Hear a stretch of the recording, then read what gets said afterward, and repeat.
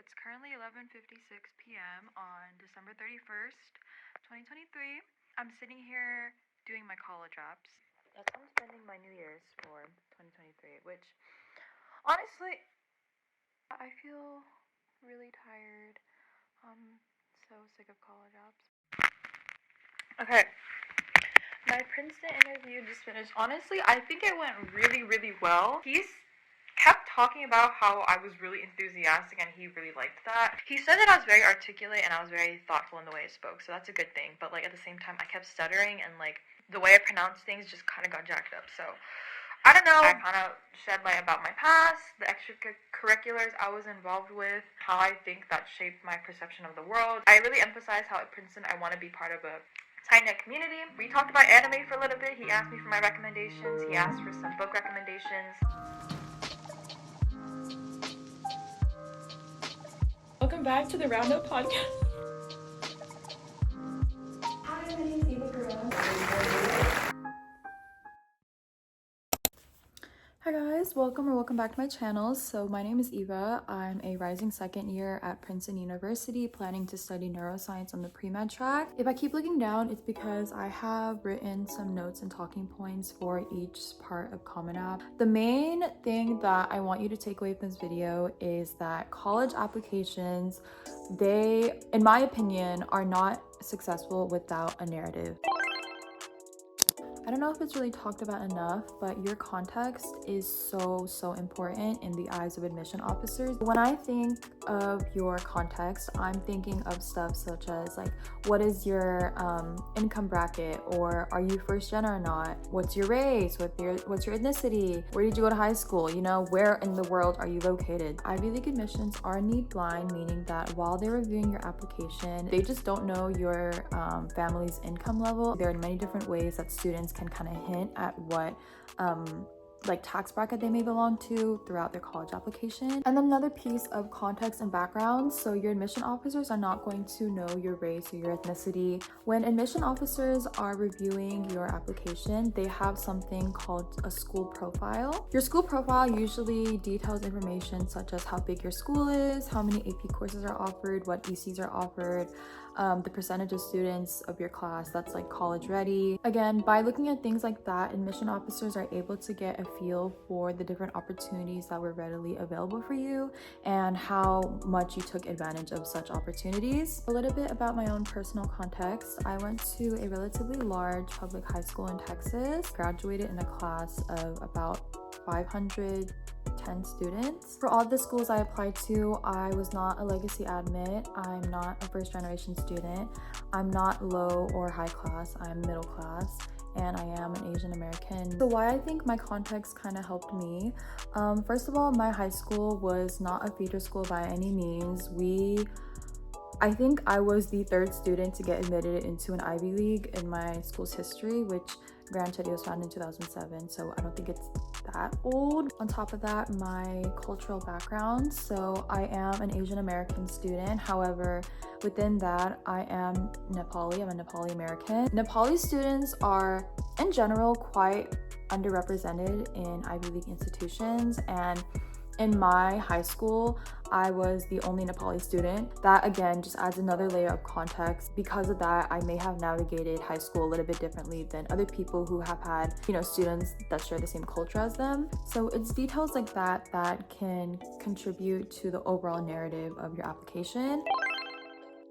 The number one tip that I can offer regarding academics is to make sure that you take advantage of all the higher level courses that your school offers. In the eyes of admission officers, there's a huge difference between a student who takes the easiest courses known to man and gets like straight hundreds versus a student who takes harder level courses, more AP, IB, whatever it may be. Admission officers will always favor the student who takes harder level courses rather than the student who just tries to take the easy way out of getting a good GPA. Another point that I want to add, if your high school offers like technical, like career-based courses, and if you know what you want to go into in college, then definitely take advantage and take those courses as well. Honestly, it doesn't have to be like career technical courses. Like if you know that you want to go into the STEM field in college, take like STEM AP or IB courses like AP Physics, AP Calc. Next topic within academics, your rank. There are hundreds and hundreds of valedictorians who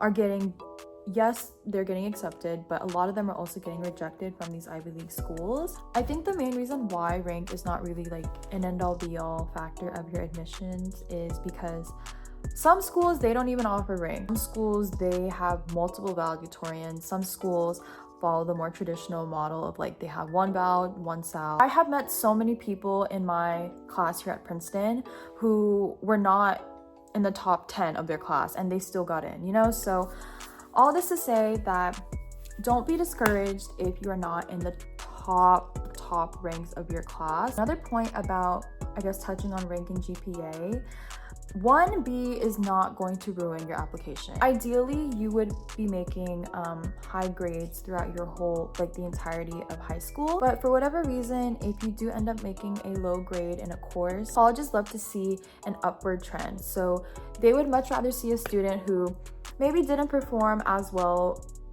at the beginning of their high school career, but slowly got better and started getting higher marks over time. Standardized testing is slowly starting to become reinstated in Ivy League admissions. So with that, we can conclude admission officers are placing a good amount of importance on these scores. I would argue though that, of course, similar to ranking, it's not the make it or break it part of your application, but it can definitely give you a bit of a leg up when it comes on deciding whether to admit you versus maybe like another student. I recommend, no matter what year of high school you're in right now, it never hurts to try hard for these standardized exams, because if anything, as the years go by, colleges are likely all going to eventually go back to requiring standardized test scores again. I'll touch a little bit about my own academics just to give you guys an idea of what worked for my application. I took 13 AP courses throughout my time in high school. I definitely did not take every single AP course that was offered. I think there was maybe like a few that I didn't take. My final GPA that I graduated with was 105.438 out of 100. My school did ranking in low-key kind of a weird way. We had two different ranks. So one rank was the rank that you showed to colleges because it was the rank that appeared on your transcript. The other rank was the rank that determined your graduation honors. For my transcript rank, I was ranked 2 when I applied out of 510 students. I always knew that I was going to be pre-med and that I wanted to go to medical school, and so my coursework that I took in high school reflected that. They offered these career and like technical classes through another school within our district. So through that, I was able to take a few like healthcare courses. So I took health science theory, medical terminology, and principles of health science. Ivy League institutions love to see when your interests make a positive impact on other people. 3 things that I think make a great activity or EC for your college apps.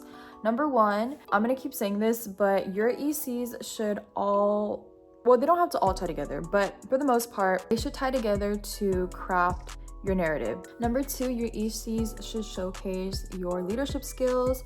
And number 3, real world impact and consistency over time. The main reason why they really want to see continuation of a specific extracurricular is because they want to see how you develop and how you grow with that curricular over time. You do not have to make all of your ECs things that are, I guess, like educational or service oriented. If they see that there's a certain activity that you love doing and that you excel at, it kind of makes you more personable and it makes them envision how you could contribute to student life on campus. Research is also such a good extracurricular if you're looking to get into an Ivy League school. It proves to admission officers that you're ready to thrive in a more academic setting beyond obviously like your AP classes. Think about building a passion project. Passion projects, by definition, it's literally just a project you take on about something you're passionate about, something to keep in mind as you're writing out your activity list. Think of the EC descriptions as like mini stories that you can tell. Use strong action verbs.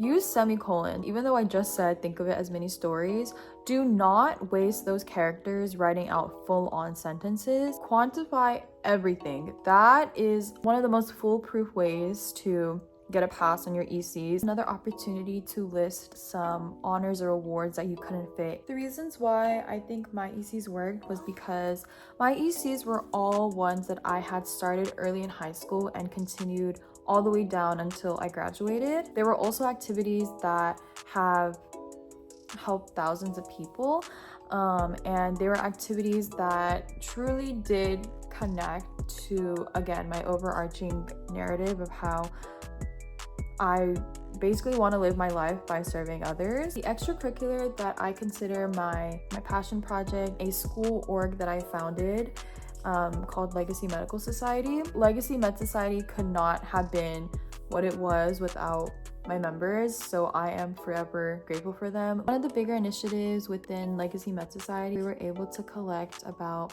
1.2k aid units that we sent over to the victims of Maui wildfires. Another project that was honestly so meaningful to me was our Venezuela care packages. We hosted a bake sale, and with the funds from the bake sale, handmade these care packages that we eventually sent over to impoverished communities within Venezuela. It was a way for me to share my love of community service with other students in my school who also had the same values and the same interests.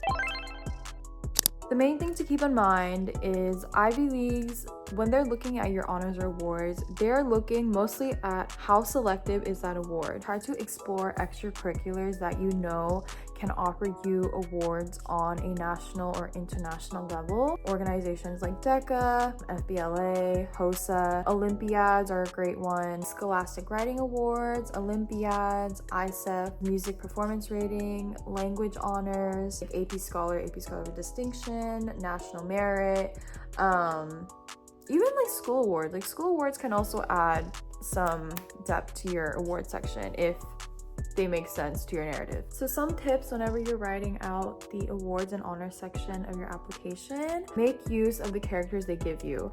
Whenever you write out an award you received, don't only write out the title of the award. Definitely use the remaining characters to kind of describe the award, describe the context. Also, another tip, if you have multiple awards that it's the same award but there's different levels to it, try to group your awards together. It just, honestly, all it does, it'll just save you more space. And then for all of my awards, you can take a guess. All of them were either service related or related to healthcare or the medical field in some way.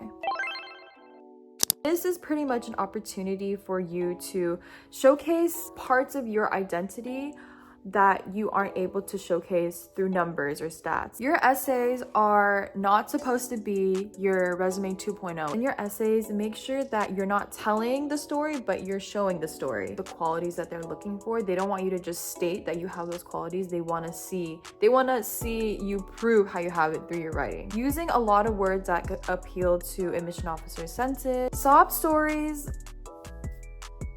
they can get repetitive.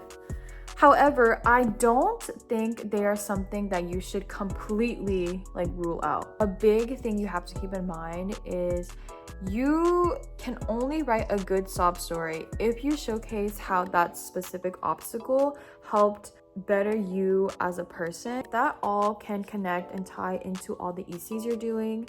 That honestly is, I think, the best way you can go about a sob story. Something that I think is really beneficial when it comes to writing college application essays is symbolism. Taking an object that at face value is not really something that meaningful, why that specific item proves itself to be meaningful in your life, especially if that symbol kind of has a circular ending. So you start the essay with such symbol. At the end of the essay, you come back to that same symbol. Also, to end off your essays, another thing to keep in mind, your college application as a whole is meant to low-key be like a humble brag about yourself, right? Like, you want to showcase the best parts about you as an applicant, but you also want to acknowledge you didn't peak in high school. You know, you still have a lot of growing to do. Try to guide the admission officers why you think all the experiences you've done up until now motivated you to continue that line of work. For your supplemental essays for any Ivy school you apply to. Just research every little thing about the school, and the more you know about the school, the better of a supplemental essay you could write for them. They want to see what you can contribute to college life, college campus, but they also want to see whether the resources that they have can be a good fit for you and your future aspirations. Write the essays in a way that force the admission officers to envision you as a student there. And then finally, for supplementals, so this is more Princeton specific. Princeton requires applicants to submit a graded paper. Don't stress that much about this section, because I remember when I was applying, I honestly lost all hope when I saw this section. I submitted a paper that I wrote in sophomore year of high school, and I wrote it about Hippocrates and the service that he did for the medical field as a whole. On Common App, there's the additional info section. That section can be used for so many different things. If you end up using the additional info section to write about a specific hardship, make sure you write a following sentence describing how you grew from that hardship or how you overcame it.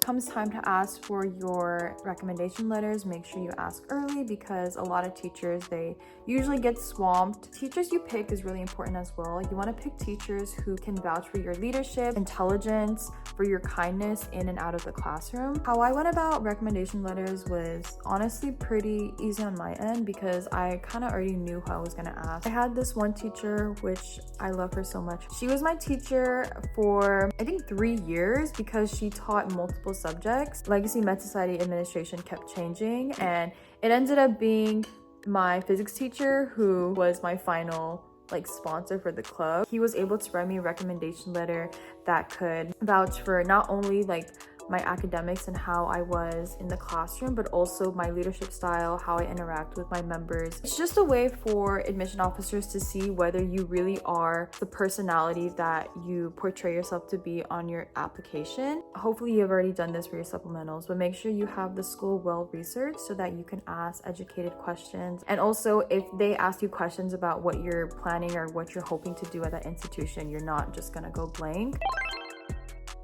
As early as freshman year, what I suggest doing is creating an email address for all things college related. Before you submit your applications, make sure to check the PDF version of your application, because this is the final version that your admission officers will see. Another huge proponent of Ivy League college applications is intellectual curiosity, not only showing what you know, but also a deep desire to explore and question what's beyond required. And with platforms like Brilliant, it's easier than ever to develop that mindset. So I want to give a thank you to Brilliant for sponsoring this portion of the video. Brilliant is an innovative learning platform focused on active problem solving rather than passive watching.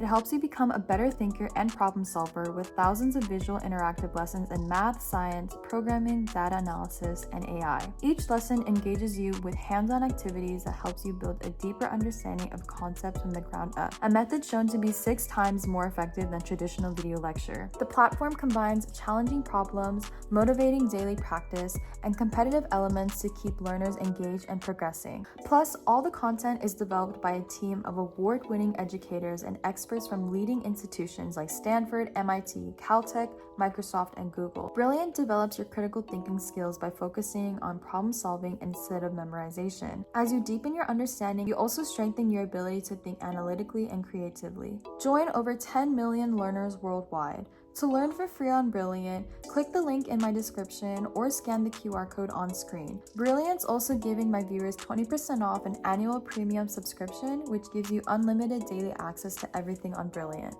These tips will hopefully help elevate your application to the point where it sticks with your admission officers and they're able to take your story, your application, and become your advocate, which would then ultimately get you accepted into these Ivy League institutions. I really hope that these prove to be useful for you. Thank you guys so much for watching and supporting my channel. I'm really excited for the school year to start so I can continue milking the Princeton title, but no, I'm just kidding. I'll see you guys in my next video, so bye!